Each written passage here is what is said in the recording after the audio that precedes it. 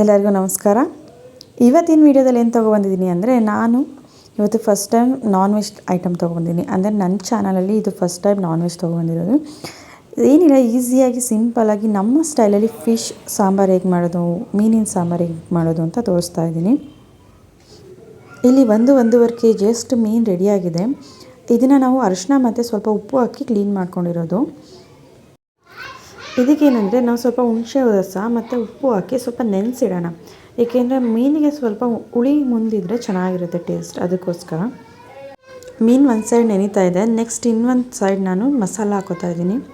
ಇದಕ್ಕೆ ಸ್ವಲ್ಪ ಮಸಾಲ ಆದರೆ ಸಾಕು. ಸೊ ಹಾಗಾಗಿ ಸ್ವಲ್ಪ ಬೆಳ್ಳುಳ್ಳಿ ಮತ್ತು ಶುಂಠಿ ಎರಡು ಸ್ವಲ್ಪ ತೊಗೊಂಡಿದ್ದೀನಿ. ನೆಕ್ಸ್ಟ್ ಬಂದು ಕಾಯಿ ಬಂದು 1-1.5 ಹಿಡಿಯಷ್ಟು ಕಾಯಿ ತೊಗೊಂಡಿದ್ದೀನಿ ನಾನು.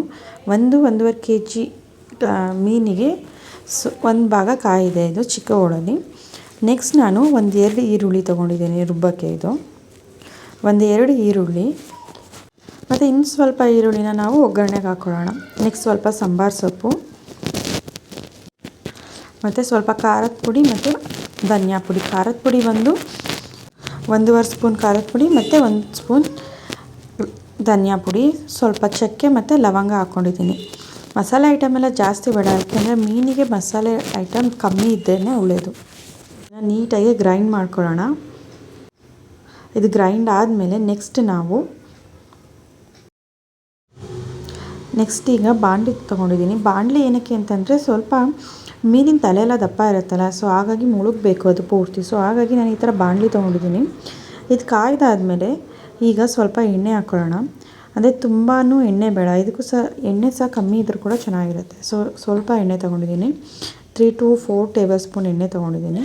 ಇದು ಸ್ವಲ್ಪ ಬಿಸಿ ಆಗಲಿ. ಬಿಸಿ ಆದಮೇಲೆ ಎಣ್ಣೆ ಬಿಸಿ ಆದಮೇಲೆ ನಾವು ಸ್ವಲ್ಪ ಈರುಳ್ಳಿ ಹಾಕ್ಕೊಳ್ಳೋಣ. ಫಸ್ಟ್ ಈರುಳ್ಳಿ ಹಾಕ್ಕೋಬೇಕಾಗುತ್ತೆ. ಎಣ್ಣೆ ಬಿಸಿಯಾಗಿದೆ, ನಾನೀಗ ಫಸ್ಟ್ ಈರುಳ್ಳಿ ಹಾಕ್ತಾಯಿದ್ದೀನಿ. ಇದು 1 ಈರುಳ್ಳಿ ಇದೆ, ಸಣ್ಣದಾಗಿ ಹೆಚ್ಕೊಂಡಿರೋದು. ಇದು ಚೆನ್ನಾಗಿ ಫ್ರೈ ಆಗಬೇಕು. ನೀಟಾಗಿ ಬ್ರೌನ್ ಆಗೋವರೆಗೂ ಫ್ರೈ ಮಾಡ್ಕೊಳ್ಳೋಣ. ಏಕೆಂದರೆ ನಾವು ಇದಕ್ಕೆ ಜಾಸ್ತಿ ಏನೂ ಹಾಕಲ್ಲ, ಈರುಳ್ಳಿ ಒಂದೇ ಹಾಕೋದು ಫ್ರೈ ಆಗೋಕ್ಕೆ. ನೀಟಾಗಿ ಫ್ರೈ ಆಗಬೇಕಿದು. ಈರುಳ್ಳಿ ಫ್ರೈ ಆದಮೇಲೆ ನಾವು ಈರುಳ್ಳಿ ಚೆನ್ನಾಗಿ ಫ್ರೈ ಆದಮೇಲೆ ನಾವು ನೆಕ್ಸ್ಟ್ ರುಬ್ಬಿಟ್ಟಿರೋ ಮಸಾಲ ಆ್ಯಡ್ ಮಾಡೋಣ. ಯಾಕಂದರೆ ನಾವು ಫಸ್ಟ್ ಮಸಾಲ ಯಾಕೆ ಹಾಕೋದು ಅಂತ ಅಂದರೆ, ಮೀನು ಬೇಗ ಬೆಂದೋಗುತ್ತೆ. ಸೊ ಹಾಗಾಗಿ ನಾವು ಮಸಾಲಾನ ಆ್ಯಡ್ ಮಾಡಬೇಕಾಗುತ್ತೆ. ಏಕೆಂದರೆ ಅದರಲ್ಲಿರೋ ಹಸಿ ವಾಸನೆ ಎಲ್ಲ ಹೋಗಿ ಚೆನ್ನಾಗಿ ಬೇಯಬೇಕು ಮಸಾಲೆ. ಸೊ ಹಾಗಾಗಿ ನಾವು ಫಸ್ಟ್ ಮಸಾಲ ಹಾಕಿ ಬೇಯಿಸ್ಕೋಬೇಕಾಗುತ್ತೆ. ಈಗ ನಾನು ರುಬ್ಬಿಟ್ಟಿರೋ ಮಸಾಲ ಹಾಕ್ತಾಯಿದ್ದೀನಿ. ಅದು ತುಂಬ ಗಟ್ಟಿ ಬೇಡ, ಮೀನು ಸಾರು ಯಾವತ್ತಿದ್ರೂ ತೆಳು ಇರಬೇಕು. ಸೊ ಹಾಗಾಗಿ ನಾನು ಮಸಾಲ ಹಾಕಿ ಜಾರಿಗೇ ಸ್ವಲ್ಪ ನೀರು ಹಾಕಿ ತೊಳಿತಾ ಇದ್ದೀನಿ. ಜಾರ್ ತೊಳೆದಿರೋ ನೀರು ಸ್ವಲ್ಪ ಹಾಕ್ತಾಯಿದ್ದೀನಿ. ಯಾಕಂದರೆ ಜಾರಲ್ಲೇ ಮಸಾಲ ಇರುತ್ತೆ ಅಲ್ಲ, ಸೊ ಹಾಗಾಗಿ ನಾನು ಜಾರನ್ನ ಕ್ಲೀನ್ ಮಾಡಿ ಅದೇ ನೀರನ್ನ ಮಸಾಲ ನೀರನ್ನ ಆ್ಯಡ್ ಮಾಡ್ತಾಯಿದ್ದೀನಿ. ಇನ್ನೂ ಎಕ್ಸ್ಟ್ರಾ ನೀರು ಬೇಕಂದರೆ ಎಕ್ಸ್ಟ್ರಾ ನೀರು ಹಾಕೋಬೋದು. ಅಂದರೆ ಎಷ್ಟು ಗಟ್ಟಿ ಬೇಕು ನೋಡಿಕೊಂಡು ನಾವು ನೀರನ್ನ ಆ್ಯಡ್ ಮಾಡೋಣ. ನಾನಿಲ್ಲಿ ನೀರನ್ನ ಆ್ಯಡ್ ಮಾಡಿದ್ದೀನಿ. ನೋಡ್ಕೊಂಡು ನೀರು ಹಾಕಿದ್ರೆ ಸಾಕಾಗುತ್ತೆ. ಏಕೆಂದರೆ ನಮ್ಮ ಸೈಡಲ್ಲಿ ನಾವೇನು ಮಾಡ್ತೀವಿ ಅಂದರೆ, ಸ್ವಲ್ಪ ತೆಳುವಾಗಿ ಮಾಡ್ತೀವಿ. ಈಗ ನೀರು ಎಷ್ಟು ಬೇಕಷ್ಟು ನೀರು ಹಾಕಿದ್ದೀನಿ ನಾನು. ಇದು ಚೆನ್ನಾಗಿ ಕುದಿ ಬರಬೇಕು. ಕುದಿ ಬಂದ ಮೇಲೆ ಚೆನ್ನಾಗಿ ಬೆಂದಾದಮೇಲೆ ನಾವು ಮಸಾಲ ಎಲ್ಲ ಚೆನ್ನಾಗಿ ಹೊಂದ್ಕೊಂಡು ಆದಮೇಲೆ ನಾವು ಮೀನು ಹಾಕಬೇಕು. ಇಲ್ಲಿ ನೋಡಿ ಎಷ್ಟು ಚೆನ್ನಾಗಿ ಕುದಿ ಬರ್ತಾಯಿದೆ ಅಂತ. ಇದು ಇನ್ನೂ ನೀಟಾಗಿ ಬಾಯ್ಲ್ ಆಗಬೇಕು. ಈಗ ಸುತ್ತ ಏನು ಬರ್ತಿದೆ, ನೊರೆ ಥರ ಬರ್ತಿದೆಯಲ್ಲ, ಅದೆಲ್ಲ ನೀಟಾಗಿ ಹೋಗಬೇಕು. ಸೊ ಇದು ಹೋದ್ಮೇಲೆ ನಾವು ಮೀನು ಆ್ಯಡ್ ಮಾಡೋಣ. ನೋಡಿ ಎಷ್ಟು ಚೆನ್ನಾಗಿ ಕುದೀತಾ ಇದೆ. ಈಗ ಬಾಯ್ಲ್ ಆಗ್ತಾಯಿದೆ ಎಲ್ಲ ಚೆನ್ನಾಗಿ. ಇನ್ನೂ ಸ್ವಲ್ಪ ಚೆನ್ನಾಗಿ ಬಾಯ್ಲ್ ಆಗಲಿ ಇದು. ಏನಂದರೆ ಇಲ್ಲಿ ಒಂದೊಂದು ಸೈಡು ಒಂದೊಂದು ಥರ ಸಾಂಬಾರು ಮಾಡ್ತಾರೆ ಅಥವಾ ಕರಿ ಮಾಡ್ತಾರೆ.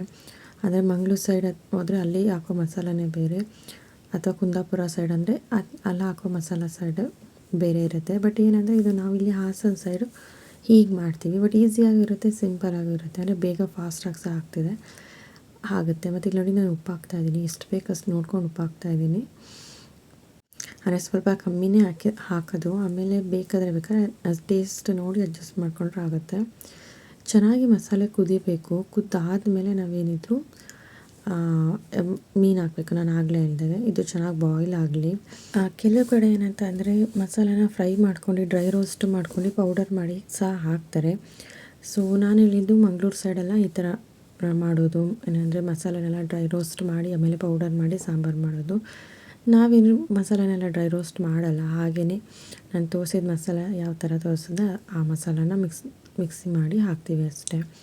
ಬಟ್ ಡಿಫ್ರೆಂಟ್ ವೆರೈಟೀಸ್ ಆಫ್ ಮೀನು ಸಾಂಬಾರು ಮಾಡ್ತಾರೆ, ಟೇಸ್ಟ್ ಬೇರೆ ಬೇರೆ ಥರನೇ ಇರುತ್ತೆ. ಸೊ ನಾನು ಇದು ಈಸಿಯಾಗಿ ಮಾಡೋದು ಹೇಗೆ ಅಂತ ತೋರಿಸ್ಕೊಡ್ತಿರೋದು. ಒನ್ಸ್ ಟ್ರೈ ಮಾಡಿ ನೋಡಿ, ಇನ್ ಕೇಸ್ ನಿಮಗೆ ಇದು ಇಷ್ಟ ಆಗುತ್ತೆ. ಇನ್ನೊಂದು ಏನಂದರೆ ಮೀನು ಸಾರಲ್ಲಿ ಅಥವಾ ಮೀನು ಐಟಮ್ಗಳಲ್ಲಿ ಹುಳಿ ಮುಂದೆ ಇರಬೇಕು ಯಾವತ್ತಿದ್ರು, ಆವಾಗಲೇ ಅದ್ರ ರುಚಿ ಜಾಸ್ತಿ. ಇದಾಗಲೇ ಕುದಿ ಬರ್ತಾಯಿದೆ ನೋಡಿ, ಚೆನ್ನಾಗಿ ಕುದೀತಾ ಇದೆ. ಇದು ಫುಲ್ಲು ಬಾಯ್ಲ್ ಆಗಲಿ, ನಾನು ಹೇಳಿದ ಮಸಾಲೆ ಎಲ್ಲ ಸ್ಮೆಲ್ ಹೋಗಬೇಕು. ಫುಲ್ ಕಾಯಿ ಮಸಾಲೆದೆಲ್ಲ ಬೆಂದಾಡಿದ್ಮೇಲೆ ನಾನು ಮೀನು ಹಾಕೋದು, ಯಾಕಂದರೆ ಮೀನು ಬೇಗ ಬೆಂದೋಗ್ಬಿಡುತ್ತೆ. ಸೊ ಹಾಗಾಗಿ ಆದಷ್ಟು ಲಾಸ್ಟಿಗೆ ಮೀನು ಹಾಕ್ಬೇಕು. ಈಗ ಆಲ್ರೆಡಿ ಕುದೀತಾ ಇದೆ, ಇದು ಚೆನ್ನಾಗಿ ಕುದೀಲಿ, ಇನ್ನೂ ಸಹ ಚೆನ್ನಾಗಿ ಕುದಿಬೇಕು. ಇದಿನ್ನೂ ಚೆನ್ನಾಗಿ ಕುದಿಬೇಕು, ನೋಡಿ ಕುದಿ ಎಷ್ಟು ಚೆನ್ನಾಗಿ ಬರ್ತಿದೆ ಅಲ್ಲ. ಇನ್ನೂ ಚೆನ್ನಾಗಿ ಕುದೀಲಿ, ಇದು ಕಾಯಿ ಮಸಾಲೆ ಎಲ್ಲ ಸ್ಮೆಲ್ ಹೋಗಬೇಕು. ಅದಾದಮೇಲೆ ನಾವು ಮೀನು ಆ್ಯಡ್ ಮಾಡ್ಕೊಳ್ಳೋದು. ಇದು ಬಂದು ನಾವು ಮೀನು ಸಾಂಬಾರು ಮಾಡೋ ರೀತಿ. ಇನ್ನು ಬೇರೆ ಥರ ಯಾವ ಥರ ಮಾಡ್ಬೋದು ಅನ್ನೋದನ್ನ ಬೇಕಾದ್ರೆ ಕಮೆಂಟ್ ಮಾಡಿ, ಅದನ್ನು ಕೂಡ ಟ್ರೈ ಮಾಡೋಣ. ಬಟ್ ಇದನ್ನು ಒಂದ್ಸರಿ ಟ್ರೈ ಮಾಡಿ ನೋಡಿ, ಬಿಕಾಸ್ ಇಷ್ಟ ಆಗುತ್ತೆ, ಈಸಿ ಇದೆ, ಈಸಿ ಸ್ಟೆಪ್ಸ್ ಇದೆ. ಸೊ ನೀವು ಯಾವ ಥರ ಮಾಡ್ತೀರಾ ಅನ್ನೋದನ್ನ ಕಮೆಂಟ್ ಮಾಡಿ. ಸೊ ಅದನ್ನು ಸಹ ನಾನು ಟ್ರೈ ಮಾಡ್ತೀನಿ, ಟ್ರೈ ಮಾಡಿ ಅದನ್ನು ವೀಡಿಯೋ ಸಹ ಮಾಡಿ ಹಾಕ್ತೀನಿ. ಸೊ ಇದು ಆಲ್ರೆಡಿ ಬೆಂದಿದೆ, ನಾನೀಗ ಮೀನು ಹಾಕ್ತಾಯಿದ್ದೀನಿ. ಫಸ್ಟ್ ನಾನು ತಲೆ ಹಾಕ್ತಾಯಿದ್ದೀನಿ, ಏಕೆಂದರೆ ತಲೆ ಫುಲ್ ಮುಳುಗಬೇಕು, ಅದು ಸ್ವಲ್ಪ ದಪ್ಪ ಇರುತ್ತೆ ಅಲ್ವಾ. ಸೊ ಹಾಗಾಗಿ ನಾನು ಫಸ್ಟು ತಲೆನೇ ಹಾಕ್ತಾಯಿರೋದು. ಇಲ್ಲಿ 2 ಮೀನಿನ ತಲೆ ಇದೆ, ಸೊ 2 ಮೀನಿನ ತಲೆ ಹಾಕ್ತಾಯಿದ್ದೀನಿ. ನೆಕ್ಸ್ಟು ಮೀನಿನ ಕಡಿಗಳನ್ನ ಹಾಕ್ತಾ ಬರ್ತಾಯಿದ್ದೀನಿ. ಯಾಕಂದರೆ ಇದು ಒಂದೇ ಥರ ಪ್ಯಾನ್ ಅಥವಾ ಪ್ಯಾನಲ್ಲಿ ಈ ಥರ ಮಾಡೋಕ್ಕಾಗಲ್ಲ. ಈ ಥರ ಏನಂದರೆ ಬಾಣಲಿ ಥರ ಆದರೆ ಮಾಡಿದರೆ ಸ್ವಲ್ಪ ಕೆಳಗಡೆ ಇರೋದ್ರಿಂದ ಕೆಳಗಡೆ ಹೋಗುತ್ತೆ. ತಪ್ಪಲಿಲೆಲ್ಲ ಮಾಡಿದ್ರೆ ನಮಗೇನಾಗುತ್ತೆ ಜಾಸ್ತಿ ಮಸಾಲೆ ಬೇಕಾಗುತ್ತೆ. ಇದು ಮೀನಲ್ಲಿ ಮೇನ್ ಫಾಲ್ಟ್ ಬರೋದೇ ತಲೆ, ಅಂದರೆ ಮುಳುಗಲ್ಲ, ಅದಕ್ಕೋಸ್ಕರನೇ ನಾನು ಈ ಥರ ತಪ್ಪಲಿಲಿ ಮಾಡ್ತಾಯಿರೋದು. ಸೊ ಈಗೆಲ್ಲ ಮೀನು ಹಾಕ್ತಾಯಿದ್ದೀನಿ. ಆ್ಯಂಡ್ ಮೀನು ಹಾಕಿದ್ಮೇಲೆ ಪದೇ ಪದೇ ತಿರುಗು, ಕೈ ಹಾಕ್ತಾ ಇರಬಾರ್ದು. ಸೊ ಕೈ ಹಾಕೋದ್ರಿಂದ ಏನಾಗುತ್ತೆ ಅಂದರೆ ಮೀನು ಪುಡಿ ಪುಡಿ ಆಗೋ ಚಾನ್ಸಸ್ ಇರುತ್ತೆ. ಸೊ ಆದಷ್ಟು ನೋಡಿಕೊಂಡು ಮೀನು ಹಾಕಿ, ಇದನ್ನು ಹಾಕಾದ್ಮೇಲೆ ಹಾಗೆ ಒಂದು 5 ಮಿನಿಟ್ಸ್ ಬಾಯ್ಲ್ ಆಗೋಕ್ಕೆ ಬಿಡಿ ಸಾಕು. ಮೀನು ಬೇಗ ಬೆಂದೋಗುತ್ತೆ, ಜಾಸ್ತಿ ಬಿಡೋ ಅವಶ್ಯಕತೆ ಇಲ್ಲ. ಇನ್ನೊಂದು ಏನಂದರೆ ಮೀನನ್ನು ಮಾಡಿ ತಣ್ಣಗೆ ಆದಮೇಲೆ ಸರ್ವ್ ಮಾಡೋದ್ರಿಂದ ಟೇಸ್ಟ್ ಚೆನ್ನಾಗಿರುತ್ತೆ. ಸೊ ಆದಷ್ಟು ಹಾಗೆ ಮಾಡಿ, ಬಿಸಿ ಬಿಸಿ ಮಾಡಿ ಬಿಸಿ ಬಿಸಿ ಕೊಟ್ಟರೆ ಅಷ್ಟು ಟೇಸ್ಟ್ ಇರಲ್ಲ. ಈಗ ನೋಡಿ ಆಲ್ರೆಡಿ ರೆಡಿಯಾಗಿದೆ ಮೀನು ಸಾಂಬಾರು. ಅದ್ರ ಮೇಲೆ ನಾನು ಸ್ವಲ್ಪ ಗಾರ್ನಿಷ್ಗೆ ಕೊತ್ತಂಬರಿ ಹಾಕ್ತಾಯಿದ್ದೀನಿ ಅಷ್ಟೇ. ಸೊ ಹೀಗೆ ಮಾಡೋದ್ರಿಂದ ಸಿಂಪಲ್ಲಾಗಿರುತ್ತೆ, ಈಸಿಯಾಗಿರುತ್ತೆ, ಎಲ್ಲರಿಗೂ ಇಷ್ಟ ಕೂಡ ಆಗುತ್ತೆ. ಒನ್ಸ್ ಟ್ರೈ ಮಾಡಿ ಕಮೆಂಟ್ ಮಾಡಿ ಹೇಗಿದೆ ಅಂತ.